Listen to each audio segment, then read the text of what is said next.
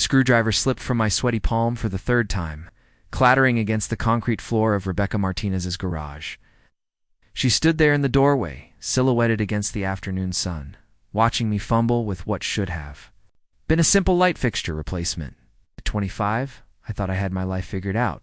Decent job at the electrical company. My own apartment, a solid reputation for getting things done. But nothing had prepared me for this moment, when a routine service call would turn my entire world upside down. Before we jump back in, tell us where you're tuning in from, and if this story touches you, make sure you're subscribed, because tomorrow I've saved something extra special for you. Having trouble up there, James? Her voice carried that hint of amusement that made my chest tighten in ways I didn't want to acknowledge. I cleared my throat, gripping the ladder tighter. Just need to adjust the mounting bracket. These older fixtures can be tricky. What I didn't say was that my hands were shaking not because of some stubborn electrical work, but because of the woman standing 10 feet below me. Rebecca Martinez. Successful attorney, neighborhood fixture, and according to the work order, 43 years old. 18 years separated us.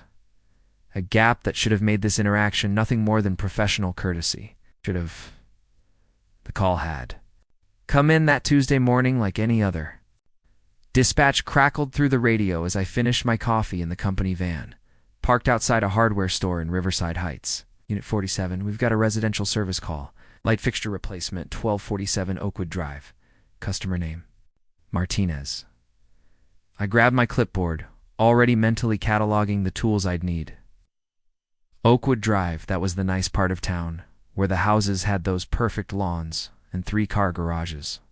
The kind of neighborhood where people called professionals instead of trying to fix things themselves. Copy that, dispatch. 8 or 15 minutes. The drive through Riverside Heights always made me a little self-conscious. My work van, painted electric blue with Morrison Electric plastered on the sides, stood out among the luxury sedans and SUVs lining these streets. Not that I was ashamed of my work. I'd built a solid reputation over the past 3 years, ever since I'd finished my apprenticeship. But there was something about these affluent neighborhoods that reminded me I was still the kid who'd grown up on the other side of town, where calling an electrician was a luxury most families couldn't afford. 1247 Oakwood Drive turned out to be a sprawling ranch-style house with immaculate landscaping and a circular driveway. It's the kind of place that probably cost more than I'd make in 5 years. I parked in front of the garage, grabbed my toolbox, walked up to the front door. The woman who answered changed everything. She was tall, be 5'7", with dark hair pulled back in a professional ponytail, her business suit suggested. She'd either just returned from work or was preparing to leave. But it was her eyes that caught me off guard, intelligent, direct, with a warmth that immediately put me at ease. "You must be from Morrison Electric," she said, extending her hand. "Rebecca Martinez. Thanks for coming so quickly." Her handshake was firm, confident. The kind of grip that told you this was someone accustomed to taking charge, making decisions, getting things done. "James Peterson," I replied, trying to keep my voice steady, happy to help. "What seems to be the problem?" She led me toward the garage, and I found myself noticing details I shouldn't have been noticing. The way she moved with purpose, the subtle scent of her perfume, the slight smile that played at the corners of her mouth when she spoke. "It's the overhead light in the garage," she explained, pressing the button to raise the door. "The fixture has been flickering for weeks, and yesterday it just died completely. I've got a replacement fixture, but I figured I should leave the electrical work to the professionals." The garage was immaculate, like everything else about her property. 2 cars, a sleek black sedan, and a red convertible that looked like it rarely saw anything but weekend drives. Tools hung neatly on pegboards, and the concrete floor was so clean you could probably eat off it. "Smart choice," I said, setting down my toolbox and looking up at the offending fixture. These older installations can be tricky. Sometimes there are code violations or wiring issues that aren't obvious until you start digging in. She stood in the doorway while I set up my ladder, arms crossed but posture relaxed. "Can I get you anything? Water? Coffee?" "Water would be great, thanks." While she was gone, I tried to focus on the work. The fixture was indeed old, probably installed when the house was built 15 years ago. The mounting bracket was corroded, and when I tested the wiring with my multimeter, I found exactly what I'd expected, a loose connection that had been arcing for who knows how long. Here you go. Rebecca returned with a bottle of water, East Gold, and exactly what I needed. Thanks. Good news is, the wiring is sound. Bad news is, this mounting bracket is shot. I've got a replacement in the van, but it's going to take a bit longer than a simple fixture swap. No problem. I work from home most afternoons, so I'm not going anywhere. That's when I made my first mistake. Instead of just nodding and getting back to work, I found myself asking, what kind of work do you do? Corporate law. Mergers and acquisitions mostly. It's not the most exciting dinner conversation, but it pays the bills. She smiled, and I felt that tightening in my chest again. Sounds more exciting than replacing light fixtures. I don't know about that. There's something satisfying about fixing things, making them work again. I've always envied people who can work with their hands. Climbed back up the ladder, trying to focus on removing the old bracket. But her comment stuck with me. I know. People in neighborhoods like this looked at guys like me as hired help, necessary but invisible. Rebecca seemed genuinely interested, engaged in a way that made me feel seen. How long have you been doing electrical work? She asked as I worked. About 6 years total, 3 on my own. Started as an apprentice right out of high school. I paused, realizing how young that made me sound. Figured college wasn't for me, and I liked the idea of learning a trade. Smart choice. The world needs skilled tradespeople. Security in it, people will always need electricity. Her tone held no condescension, no subtle judgment about my life choices. If anything, she sounded impressed, which was a first in my experience with clients in this tax bracket. The old bracket came free with more effort than I'd anticipated, and I climbed down to examine it. The metal was corroded beyond repair with clear signs of repeated overheating. You're lucky this didn't cause a fire, I told her, showing her the damage. This kind of deterioration usually happens gradually, but it can be dangerous if left unchecked. She moved closer to look, and I caught that subtle scent of her perfume again. Something floral but not overwhelming, sophisticated in a way that matched everything else about her. I had no idea it was that serious. I just thought it was an old light bulb. Most people do. That's why I always recommend having electrical issues checked out rather than ignoring them. I went to the van to get the replacement bracket, taking a moment to collect myself. This was getting ridiculous. She was a client, an older client, and I was here to do a job. The fact that she was beautiful and interesting and treated me like an actual human being instead of just hired help didn't change the fundamental dynamic. But when I returned to the garage, bracket in hand, she was still there, engaged. Still asking questions about the work. How did you know this was the problem? She asked, as I began installing the new hardware. Experience, mostly, and testing. This type of failure has a pretty recognizable pattern once you've seen it a few times. Do you mind if I watch? I'm curious about how these things work. Mind? I was fighting to keep my hands steady with her standing there, but I certainly didn't mind. Not at all. Electrical work is pretty straightforward once you understand the basics. I walked her through each step as I worked, how to identify the hot and neutral wires, why proper grounding was crucial, how to test connections for safety. She asked intelligent questions, clearly following along. And I found myself explaining things in more detail than I usually did. You're a good teacher, she said, as I made the final connections. I actually feel like I understand what's happening up there. Thanks. I think it's important for homeowners to have at least a basic understanding of their electrical systems. The new fixture went up smoothly, and when I flipped the switch, the garage flooded with clean, bright light. Perfect, Rebecca said. And her smile made the word feel like high praise. I packed up my tools methodically, trying to stretch out the process. This was the part I always dreaded with jobs I'd enjoyed, the inevitable goodbye, the return to professional distance. What do I owe you? She asked as I loaded the last of my equipment. Preparing and narrating this story took us a lot of time, so if you are enjoying it, subscribe to our channel. It means a lot to us. Now back to the story. I calculated the time and materials, adding up the numbers on my invoice pad. out of 5. Dollars for the service call, $40 for the replacement bracket, and let's say 30 for labor. 155 total. She disappeared into the house and returned with her checkbook. As she wrote, she asked, "Do you have a card, in case I need electrical work in the future?" I handed her one of my business cards, our fingers brushing briefly as she took it. The contact was electric, no pun intended, and from the way her eyes met mine, I wondered if she'd felt it too. "James Peterson, licensed electrician," she read aloud. "Well, James, thank you for the excellent work and education." Thank "You for your business, Miss Martinez." "Rebecca," she corrected. "Miss Martinez makes me feel ancient." Ancient was the last word I'd used to describe her, but I just smiled and headed for my van. As I loaded my toolbox, I could feel her watching. From the garage doorway, "Drive safe," she called as I climbed behind the wheel. I waved and pulled out of her driveway, already knowing this job would stick with me longer than most. There had been something different about the interaction, something that went beyond the usual client-contractor dynamic. But I pushed those thoughts aside as I drove back toward the shop. She was a successful attorney in her 40s, and I was a 25-year-old electrician. Whatever I thought I'd felt during that repair call was probably just my imagination, filling in blanks that weren't there at least. That's what I told myself for the next 3 days. The call came on Friday afternoon while I was finishing up a panel. "Upgrade downtown."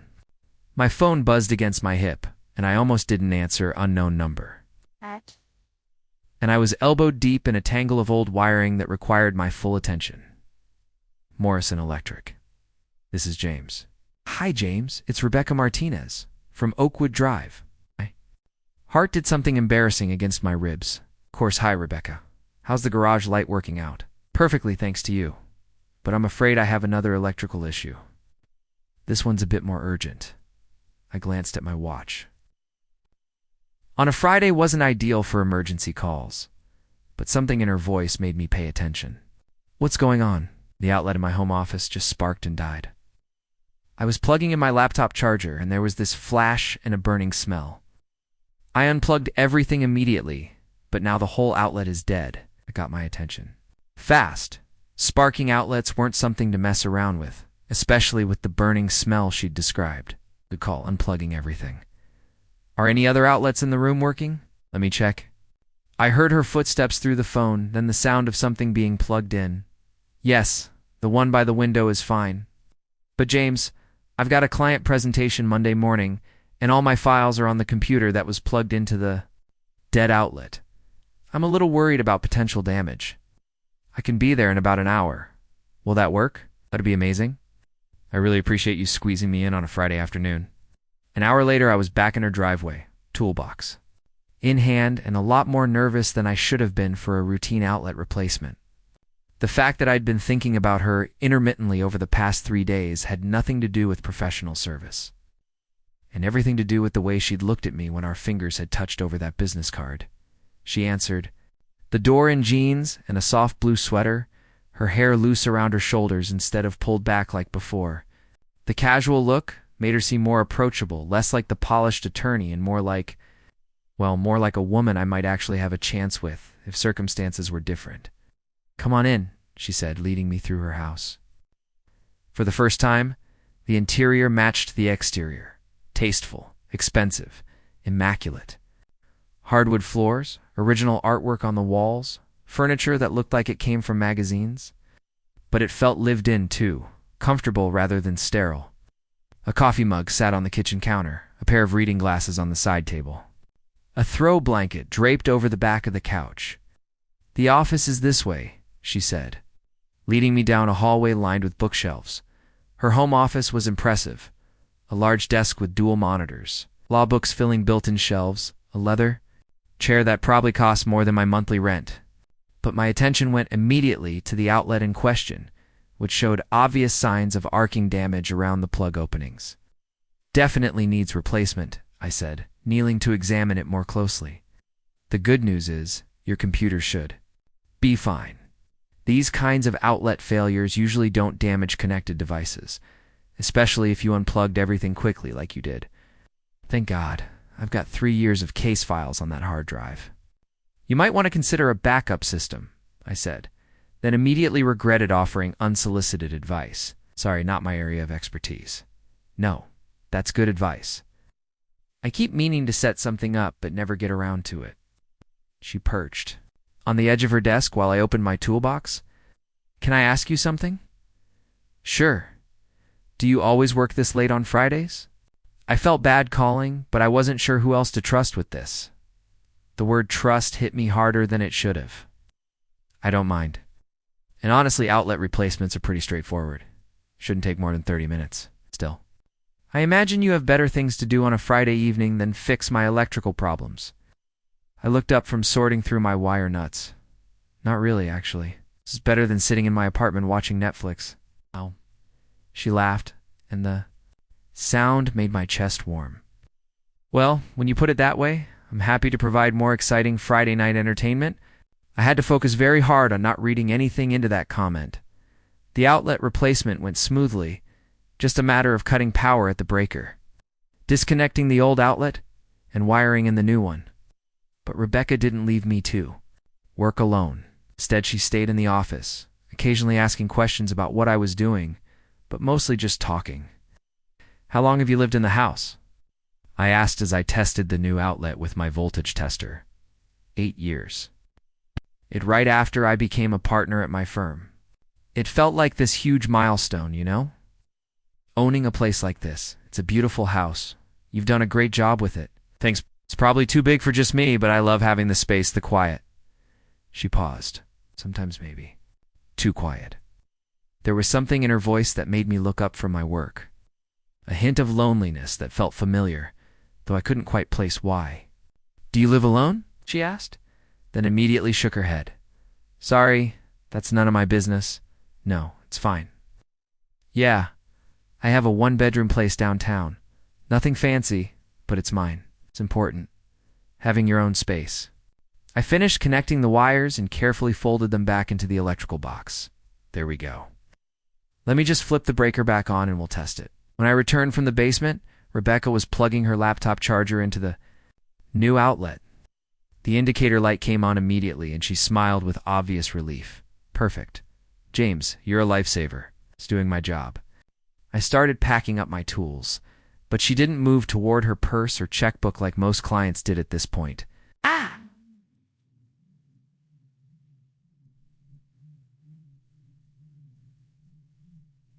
Can I ask you something else? She said instead. Of course. Do you like what you do? Being an electrician, I mean? The question caught me off guard. Most people asked about rates or warranties or when they should call for service.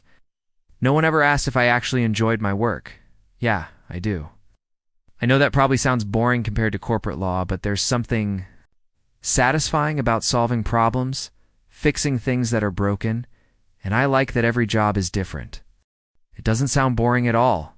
It sounds fulfilling. She leaned against her desk, arms crossed, but posture relaxed. I spend most of my time dealing with abstract problems, contracts, negotiations, legal strategies. Sometimes I wonder what it would be like to work with my hands, to see tangible results at the end of the day. The grass is always greener, right? I sometimes wonder what it would be like to work in an office, wear a suit, and have clients who respect what you do. You think people don't respect electricians? I shrugged, closing my toolbox. It's not that exactly. It's more like people need what I do, but they don't always see it as skilled work. They think anyone can wire an outlet or install a light fixture. That's ridiculous. What you do requires training, expertise, and problem-solving skills. Anyone who thinks otherwise has never tried to do electrical work themselves. Her defense of my profession was unexpected and surprisingly touching. Thanks. That means a lot, coming from someone like you. Someone like me, you know? Successful, educated, professional. She was quiet for a moment, studying my face with an expression I couldn't quite read. James, can I tell you something? Sure. I've been thinking about Tuesday, about our conversation. While you were working, my heart started doing that thing again. What about it? I haven't had a conversation that interesting in months, maybe longer. She pushed off from the desk, taking a step closer. Most of the people in my world, colleagues, clients, the social circles I move in, they all talk about the same. Things work, money, status. But you were different. You actually listened when I talked, asked thoughtful questions, treated me like a person instead of just a professional contact. I didn't know what to say to that. Part of me was thrilled that she'd been thinking about our interaction too. Another part was terrified of where this conversation might be heading. I enjoyed talking with you too, I said carefully. I know this is probably inappropriate, she continued, and I know there's an age difference that makes this complicated, but I can't stop thinking about the fact that you're single, and I'm single, and we clearly have some kind of connection. The words hung in the air between us like a live wire. Dangerous, electric, impossible to ignore. Rebecca, ... I started, but she held up a hand. I'm not asking you to say anything right now. I'm just being honest about what I'm feeling. She moved closer, close enough that I could smell her perfume again. But I want you to know that if you're interested, if you can get past the fact that I'm 18 years older than you, I'd like to see you again. Not as a client. The rational part of my brain was screaming warnings. She was older, more successful, from a completely different world. People would talk, judge, assume things about both of us. My boss would probably have opinions about me, dating clients. Her colleagues would wonder what a successful attorney was doing with a blue-collar guy nearly 2 decades younger. But standing there in her office, looking into her eyes, none of those rational concerns seemed to matter. I'd like that too, I heard myself say. Her smile was like the sunrise. Really? Really? Though I have to admit I have no idea how this works. I don't have a lot of experience with situations like this. Situations like what? Dating someone so... ... I gestured vaguely, trying to find words that wouldn't sound insulting. So old, she finished with a laugh. So accomplished, so put together. So far out of my league. Shh. She stepped closer, close enough that I could feel the warmth radiating from her body. James, let me tell you something about leagues. I've dated men with impressive resumes, expensive cars, connections in high places, and most of them bored me to tears within the first hour. Her hand reached out, fingers brushing against mine. But you made me laugh, you made me think. You treated me like I was interesting, not just successful. You are interesting, so are you, more than you seem to realize. We stood there. For a moment, the air between us charged with possibility. Then she stepped back, professional distance reasserting itself. I should let you get going, she said. What do I owe you for tonight? The moment felt too fragile to contaminate with business, but I calculated the service call anyway. 50 for the emergency call, 15 for the outlet, 24 labor, 85 total. She wrote the check quickly, then tore it from the book and handed it to me. Our fingers touched again, but this time, neither of us pulled away immediately. So, she said softly, what happens now? I looked down at our joined hands, then back up at her face.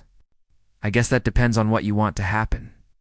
I want to take you to dinner, somewhere nice, where we can talk without electrical emergencies interrupting us. I'd like that. But Rebecca, ... people are going to notice. They're going to have opinions? Let them. Her grip on my hand tightened slightly. I'm 43 years old, James. I've spent enough of my life worrying about what other people think. I thought about that as I drove home, her words echoing in my head. I'd spent most of my adult life feeling like I needed to prove myself, to justify my choices, to earn respect from people who looked down on what I did for a living. But Rebecca saw something in me that I wasn't sure I saw in myself. My phone buzzed as I pulled into my apartment complex. A text from an unknown number, but I knew who it was before I opened it. Thank you for tonight, and not just for fixing the outlet. Sleep well. Rebecca, I stared at the message for a long time before typing back, thank you for trusting me with both. Sweet dreams. As I climbed the stairs to my apartment, I couldn't shake the feeling that everything was about to change. Saturday morning arrived with a kind of nervous energy I hadn't felt since my first job interview. Rebecca had texted me the night before with dinner plans, 7 o'clock at Meridian, a restaurant downtown that I'd heard about but never been to. The kind of place where entrees started at $40 and the wine list was thicker than most books. I spent an embarrassing amount of time staring into my closet, trying to figure out what someone wore to dinner with a successful attorney. My work clothes were obviously out. The few button-down shirts I owned for family gatherings seemed too casual. Finally, I settled on dark jeans, a navy blazer I'd bought for my cousin's wedding, and the nicest shoes I owned, brown leather Oxfords that had cost me a week's worth of grocery money. The drive to Meridian gave me 20 minutes to second-guess everything. What would we talk about? What if the other diners stared at the obvious mismatch between us? What if she realized over dinner that whatever she thought she'd felt was just gratitude for good electrical work? But when I walked into the restaurant and saw her waiting at the bar, all those doubts evaporated. She wore a black dress that was somehow both elegant and understated, her hair falling in soft waves over her shoulders.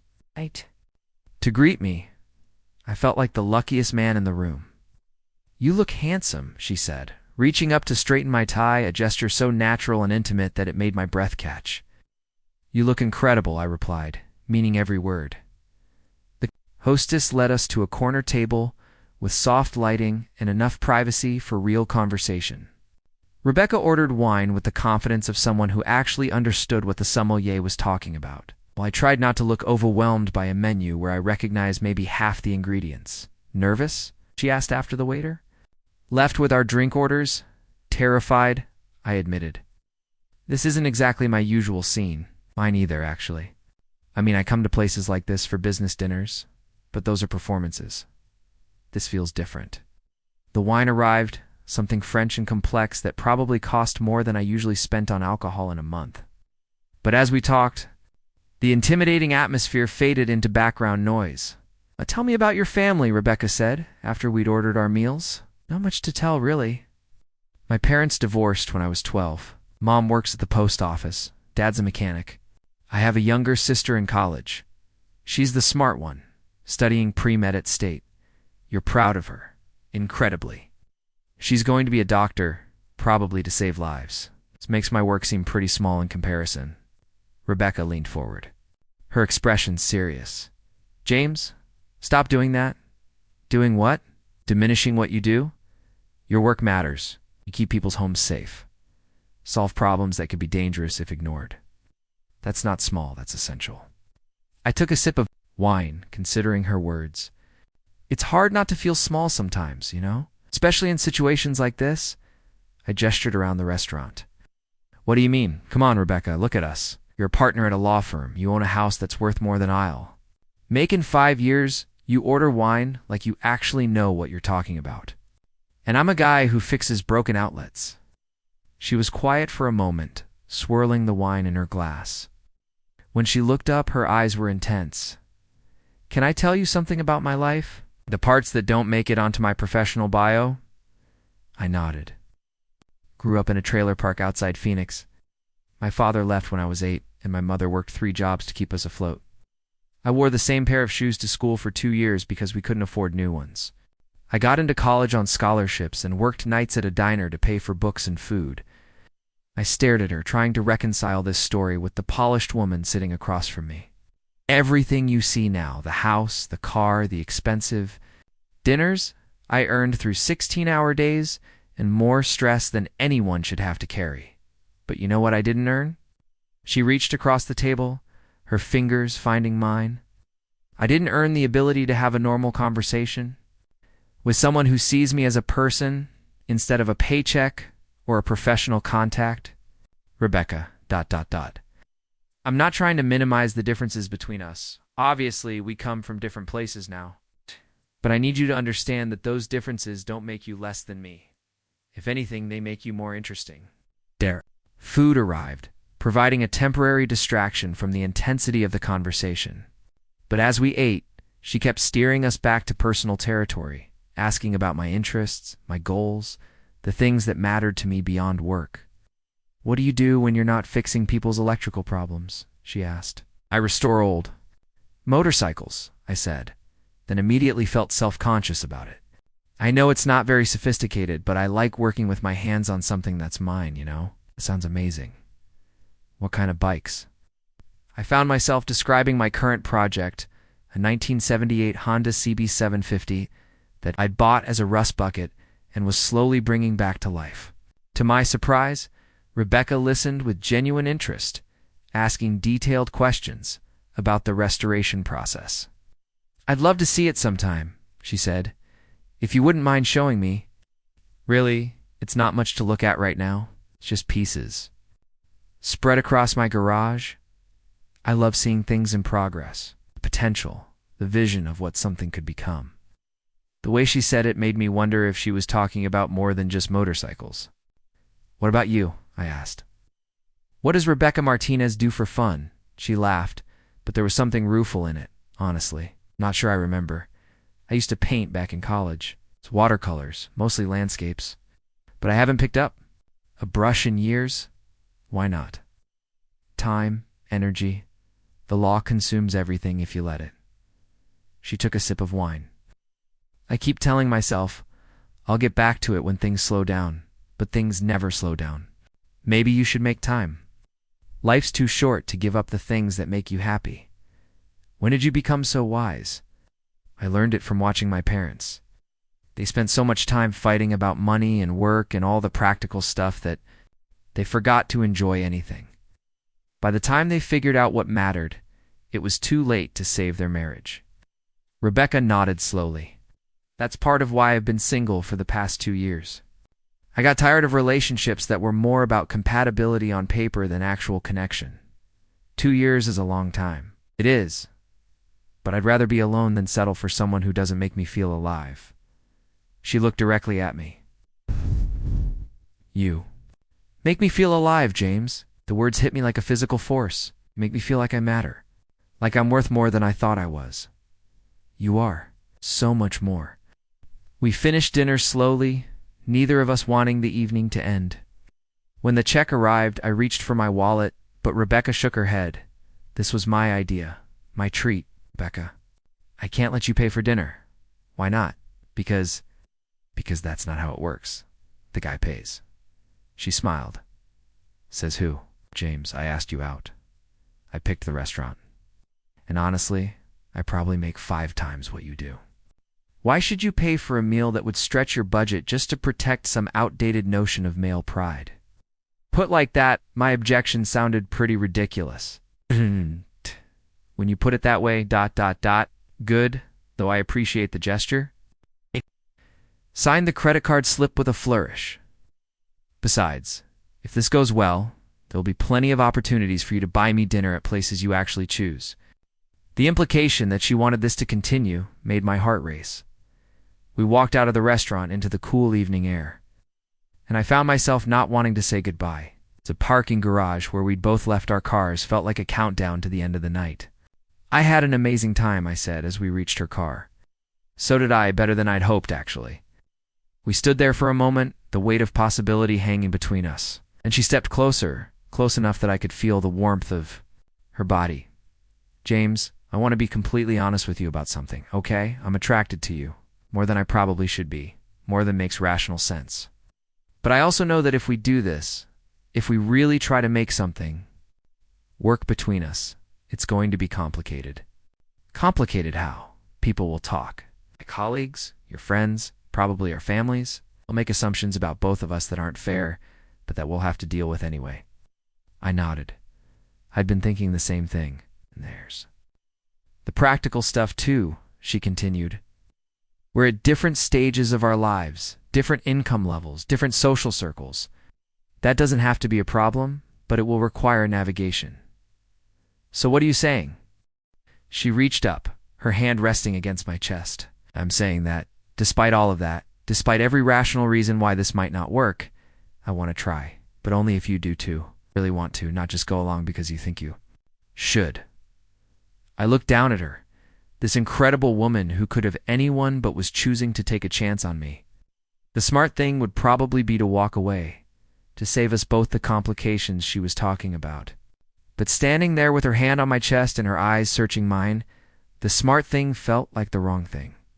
"I want to try," I said. "Want to try more than I've wanted anything in a long time." Her smile was radiant. "Good, because I was really hoping you'd say that." She rose up on her toes and kissed me, soft and sweet and full of promise. "Now we take it one day at a time, see where this leads." Us. She fished her car keys from her purse. But James? Yeah. Next Saturday, if you're free, I want to see that motorcycle you're working on.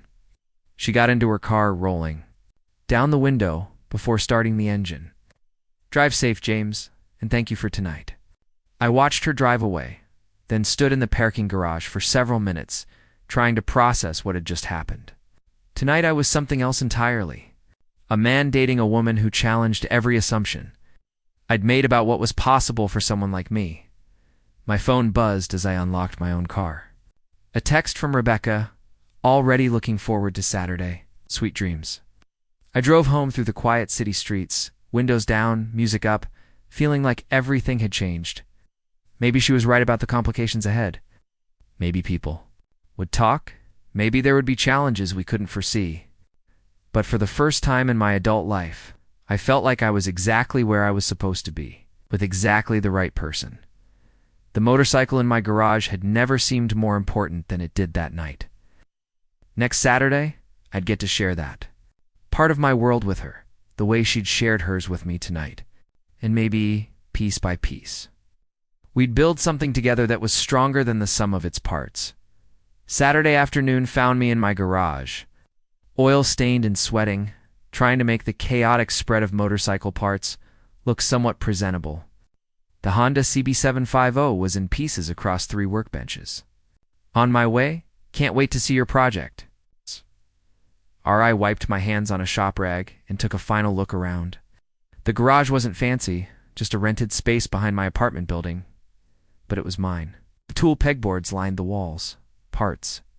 Bins organized with the same precision I brought to electrical work. The bike frame sat on a custom stand I'd welded myself, stripped down to bare metal and ready for paint. 20 minutes later, Rebecca's sedan pulled into the alley. She stepped out wearing jeans, sneakers, and a cotton blouse, casual clothes that somehow looked effortless and perfect on her. Her hair was pulled back in a ponytail, and she carried a small cooler bag. Brought refreshments, she said, holding up the bag. Hope you like sandwiches and beer? You didn't have to do that. I wanted to. Besides, I figured you'd worked up an appetite wrestling with machinery all morning. She followed me into the garage, and I watched her face as she took in the organized chaos. Instead of the polite confusion I'd expected, her expression showed genuine fascination. James, this is incredible. You built all these shelving systems yourself? Most of them? Yeah. The pegboard organization is borrowed from the electrical shop where I did my apprenticeship. The smooth metal. How long have you been working on this? About 8 months. I bought it from a guy who was convinced it was beyond saving. Engine was seized, the frame was rusted, and the electrical system was completely shot. She saw potential where he saw junk. Something like that. I pulled covers off the other workbenches, revealing the rebuilt engine, refurbished wheels, and carefully cataloged parts. It's a numbers-matching 1978. Only made about 40,000 of this exact configuration. Rebecca moved between the workbenches like she was touring an art gallery, asking detailed questions about each component. Her interest seemed genuine, not the polite attention most people gave when I talked about bikes. She asked. I spent the next hour walking her through the rebuilt motor, explaining the 4-stroke cycle, pointing out the custom modifications I'd made. She asked intelligent questions, made connections between the mechanical systems and electrical concepts I'd taught her the week before. The electrical system was the hardest part, I said, pointing to the new wiring harness I'd assembled. These old bikes had notoriously unreliable charging systems. Is that why you got into motorcycles? Because of the electrical component? Actually, it was the other way around. My dad had an old Kawasaki when I was a kid, before the divorce. He used to let me help him work on it, and I loved figuring out why things didn't work. That's what led me to electrical work. Sounds like your father had a positive influence, even if the marriage didn't work out. We sat on overturned milk crates, eating sandwiches and talking about our childhoods. Her mother had taught her basic plumbing and carpentry because they couldn't afford to call professionals. I always envied kids whose parents could just hire people to fix things, she said. But looking back, I'm grateful I learned to solve problems myself. Is that what attracted you to law? Problem solving? Partly. But also the financial security. I never wanted to worry about money the way my mother did. The afternoon slipped away as we worked together on small tasks. Rebecca proved surprisingly adept with tools, helping me clean parts and organize hardware. Her questions gradually shifted, from curious to strategic. And I realized she was genuinely trying to understand not just what I was doing, but why I loved doing it. "What happens when it's finished?" she asked, as we reinstalled the carburetor assembly. "I'll probably sell it. After all this work, the work is the point. Just a bike. The challenge is making something broken into something beautiful again." She was quiet for a moment, studying my face. That's a remarkable way to look at things. Most people get attached to the end result. What's the point? There's always another project, another challenge. And what if someone wanted to buy this one before you were finished? Would you sell it? Depends on the buyer, I guess. Why? Just curious about your process. By late afternoon, we'd made real progress. The engine was back in the frame, the electrical system was connected. I hit the starter button. The engine turned over once, twice, then caught with a rumble that echoed through the garage. I let it idle for a few minutes, checking for leaks, listening for irregular sounds. "It's alive," Rebecca said, her face bright with excitement. "For your help?" There was something intimate about the shared accomplishment, the way she'd entered my world and contributed to it. "James," she said, stepping closer, "I need to tell you something." "What?" "I've been thinking about last night, about what we talked. About regarding complications?" My heart sank. Here it came, the rational second thoughts, the mature decision to step back from whatever this was becoming. "But there's something I didn't mention, okay? My law firm is having its annual partners' dinner next Friday. It's a big deal. All the senior staff, major clients, some local politicians. Black tie, very formal. I could see where this was heading, and you need a date who won't embarrass. You know?" Her response was sharp, almost angry. "I need a date who makes me happy. The question is whether you're willing to walk into a room full of people who will absolutely judge both of us. Rebecca, ... I'm not asking you to pretend to be something you're not. I'm asking if you're willing to be exactly who you are in a room where that might not be appreciated." I looked around the garage, my tools, my project, my world. Then I looked at her, standing there in her designer jeans and perfect hair, asking me to be brave enough to claim her publicly. What would I wear to something like that? Her smile was radiant. "We'll figure that out. Is that a yes?" "That's a yes."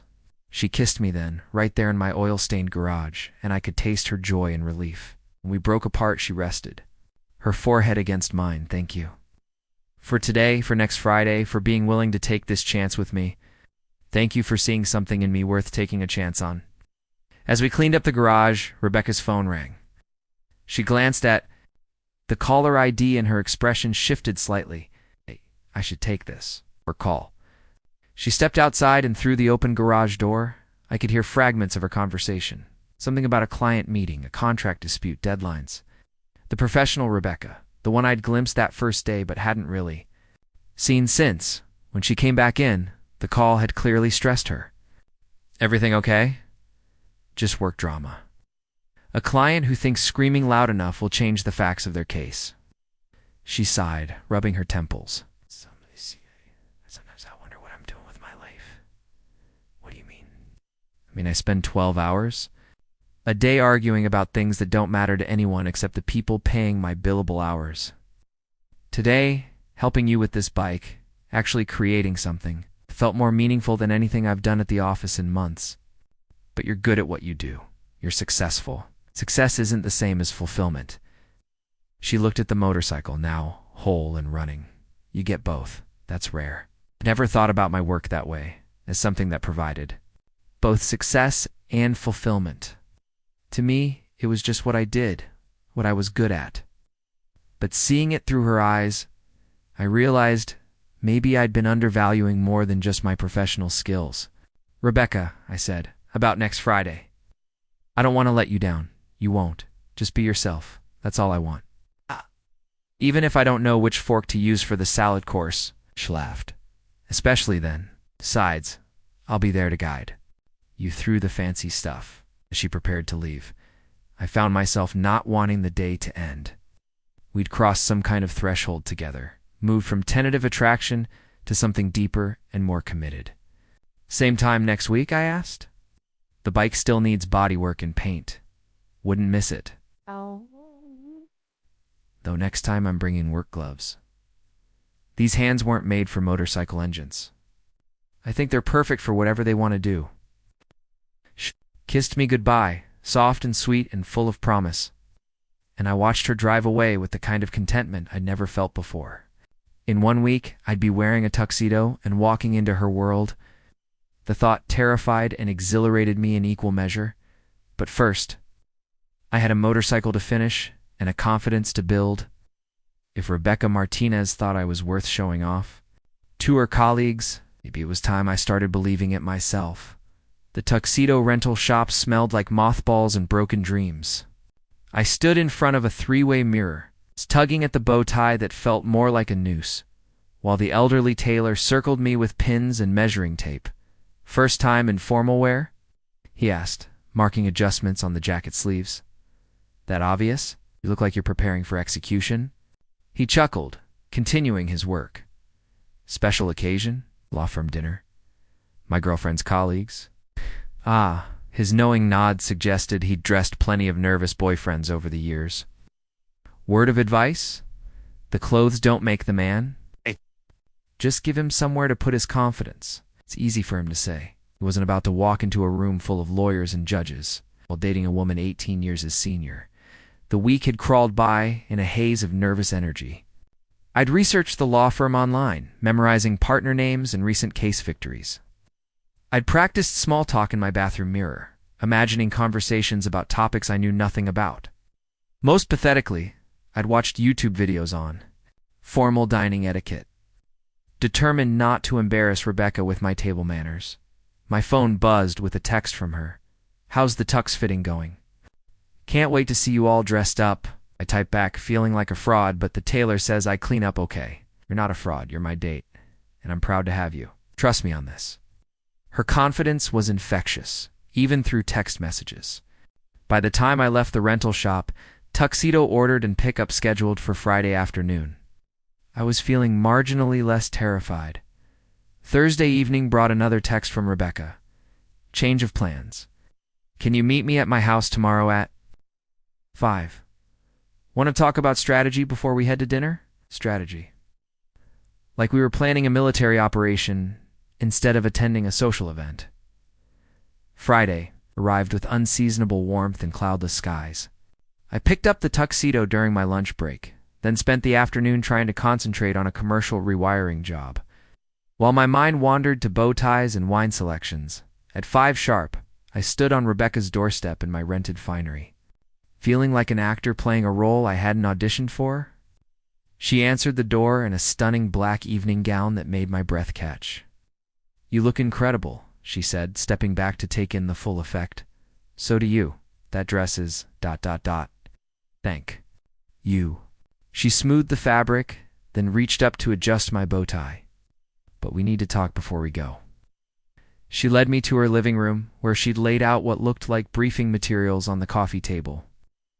Photos of people, business cards, notes, written in her precise handwriting. "James, I want you to be prepared for tonight. These people can be ... intense." I sat beside her on the couch, trying not to wrinkle the jacket. Intense how? Competitive, judgmental. They'll try to figure out who you are, what you do, why you're with me. Some of them will be polite about it, others won't. She picked up one of the photos, a distinguished man in his 60s, with silver hair and cold eyes. "This is Richard Whitmore, the managing partner. He's old school, traditional, and he has very specific ideas about appropriate social behavior for his attorneys. You think he'll disapprove of me? I think he'll disapprove of the age difference. Of your profession, of the fact that you represent change in a world where he's comfortable with the status quo." She showed me several more photos, providing background on each person, their specialties, their personalities, their likely reactions to finding Rebecca with a younger blue-collar boyfriend. "Rebecca," I said when she finished her briefing, "are you sure about this? 'Cause it sounds like you're bringing me into a lion's den. I'm sure about us. 8. What I'm not sure about is how to protect you from their judgment without hiding who you are.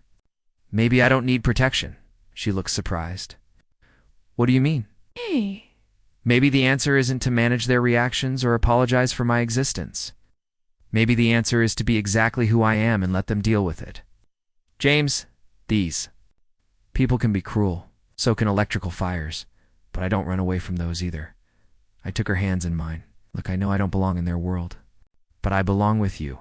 And if they can't accept that, it says more about them than it does about us. Her smile was radiant. When did you become so wise? I learned it from this incredible woman who taught me that my worth isn't determined by other people's expectations.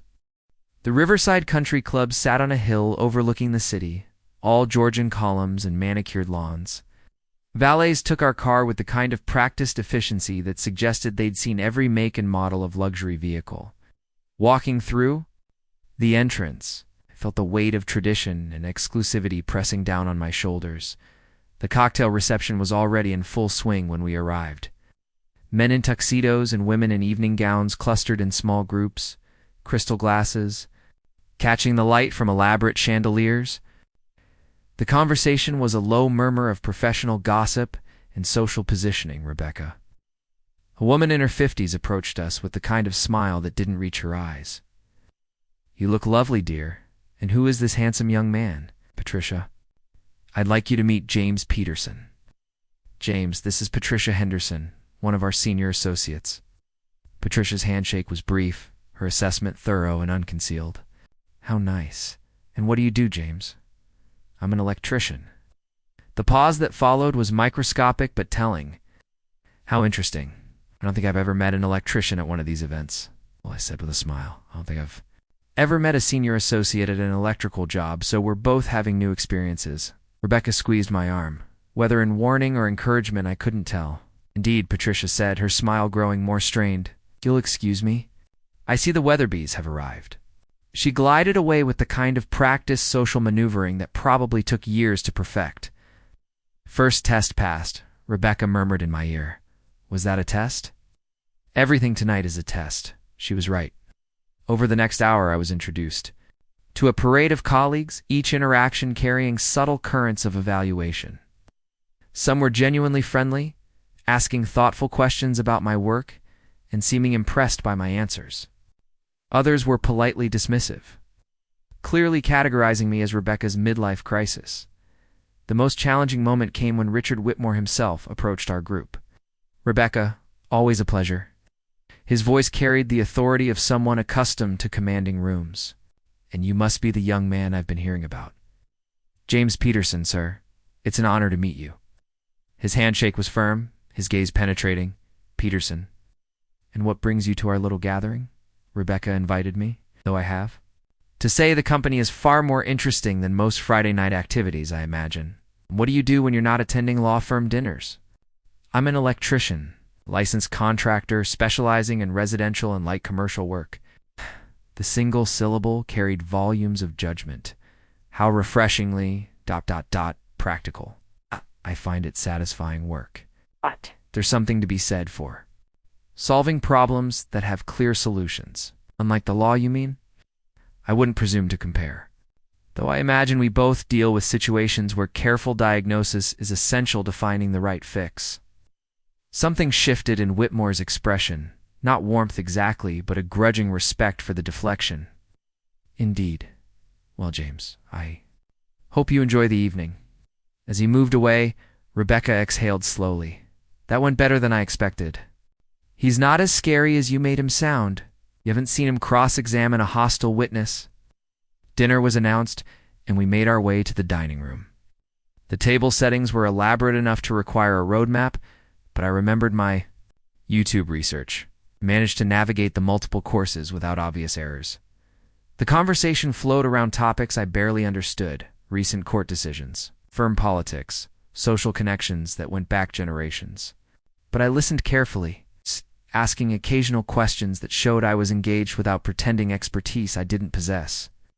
James, said the woman seated across from me, Rebecca tells us you restore motorcycles as a hobby. That sounds fascinating. More therapy than a hobby, I replied. Taking something broken and making it work again. Finding the beauty in things other people have given up on. What an interesting perspective. Do you see parallels between that work and your electrical? Contracting. Absolutely. Both require patience, attention to detail, and the willingness to keep working until you find the right solution. And both require seeing potential where others see problems, Rebecca added, her eyes meeting mine across the table. The comment earned nods of approval from several diners, and I realized that somewhere during the evening the dynamic had shifted. I was no longer the outsider being tolerated. I had become Rebecca's partner being accepted. As the evening wound down, couples began saying their goodbyes. Richard Whitmore approached us one final time.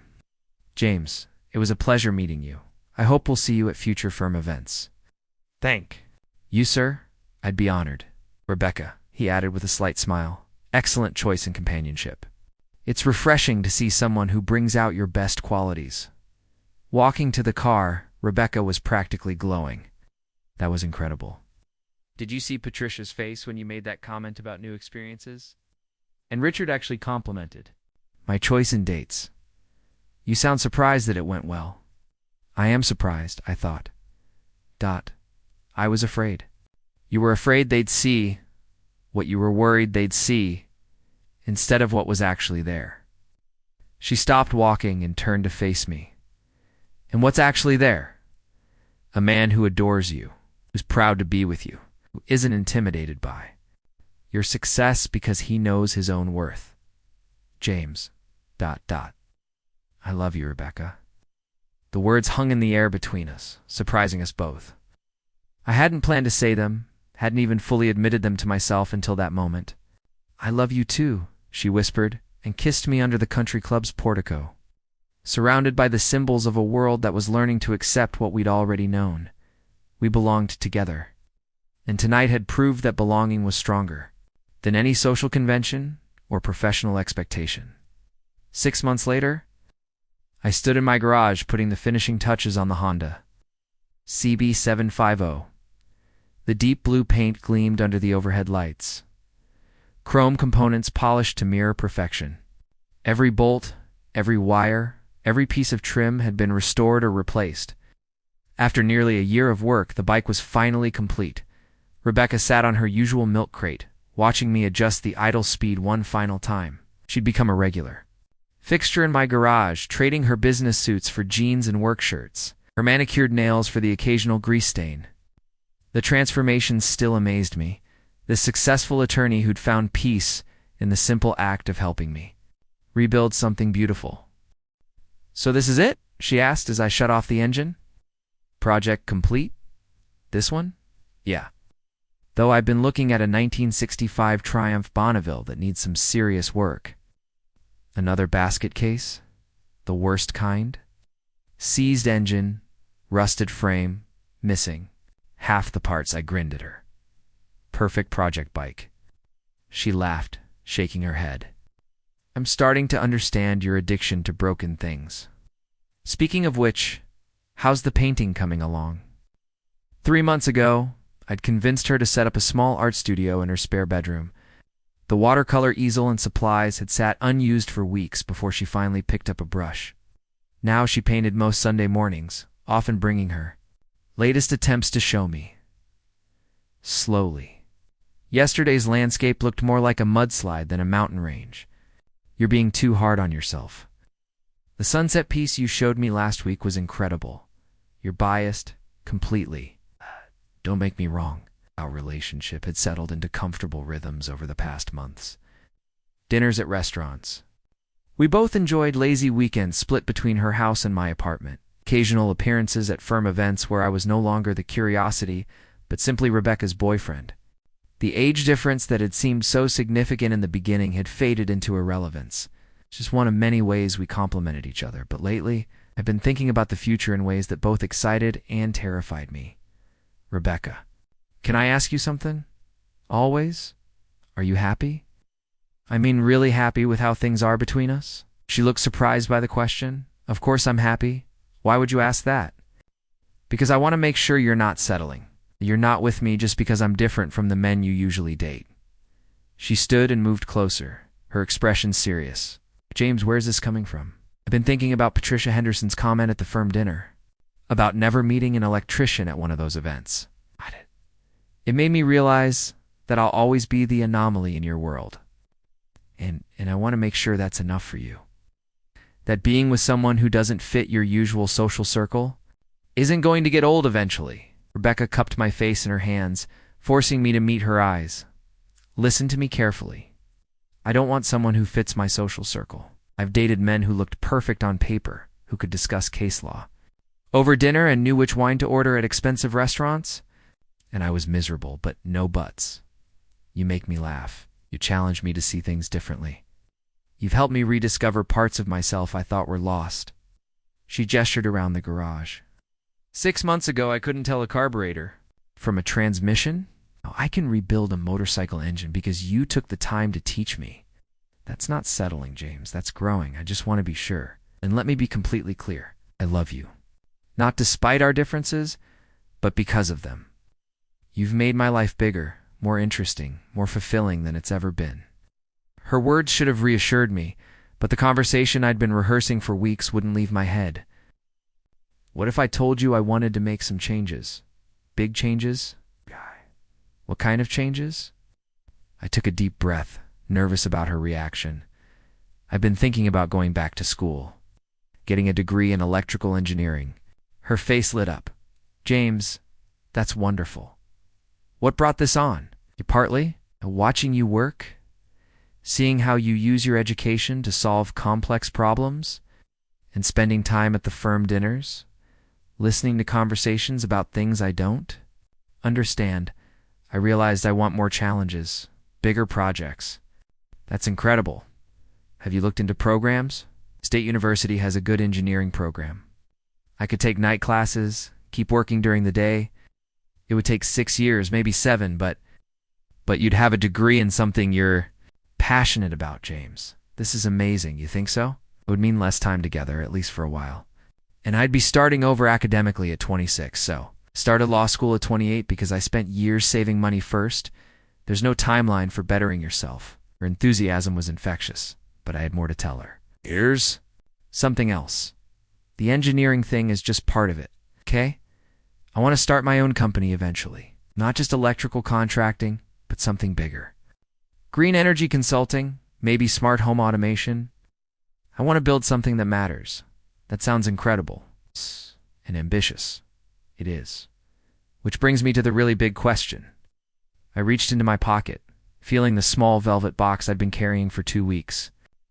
My heart hammered against my ribs as I dropped to one knee in the middle of my oil-stained garage. Rebecca's hands flew to her mouth, eyes wide with shock. Rebecca Martinez, I began, my voice steadier than I'd expected. 6 months ago, you taught me that I was worth more than I thought I was. You saw potential in me that I couldn't see in myself. You made me want to be better, to dream bigger, to believe that anything was possible.